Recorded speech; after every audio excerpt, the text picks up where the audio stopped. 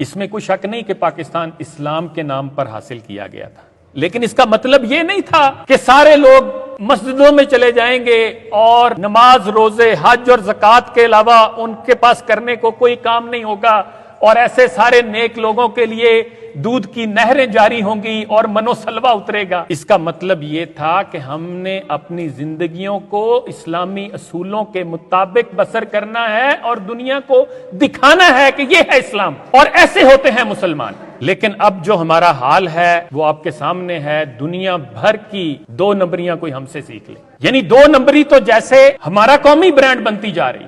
शहद में शीरा, दूध में पानी, घी में केमिकल और मुर्गियों की अंतड़ियां, हल्दी में मसनूई रंग, सुर्ख मिर्चों में ईंटों का बूरा, काली मिर्च में घोड़े का दाना और पपीते के बीज, जूस में रंग और जाली फ्लेवर्स, चाय की पत्ती में चने के छिलके, आटे में रेती, चने के आटे में लकड़ी का भूसा, फलों को मीठे इंजेक्शन, सब्जियों पर रंग, पेट्रोल में गंदा तेल, बच्चों की टॉफियों में जहर आलूद मटीरियल, बकरे के गोश्त को पानी के टीके लगाकर उसका वजन ज्यादा करना, गाय को टीके लगाकर उसका दूध ज्यादा करना, शवारमे के गोश्त में कुत्ते का गोश्त शामिल करना। अब तो ये खबरें भी हैं कि शादियों पर मरी हुई मुर्गियों का गोश्त शामिल करना और होटलों और रेस्तुरानों में बकरे के गोश्त में गधे का गोश्त शामिल करते, मिनरल वाटर में नलके का पानी, जाली सर्फ, जाली साबुन, जाली शैम्पू, लेकिन असली टैक्स के साथ।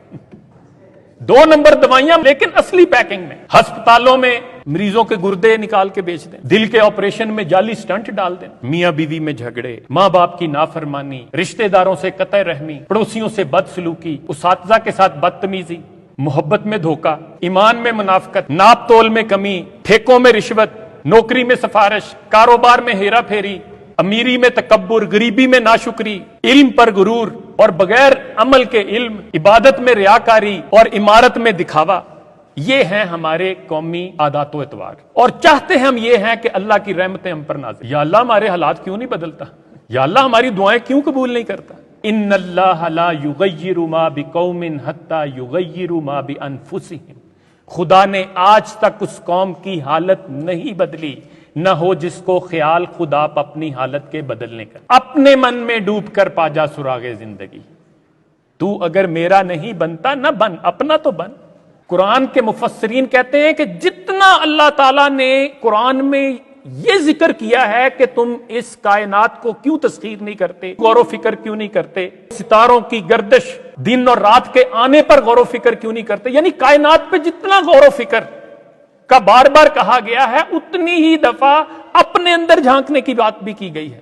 अनफुसिहिम, अपने अंदर भी झांको, क्योंकि तब्दीली असल में अंदर से आनी है।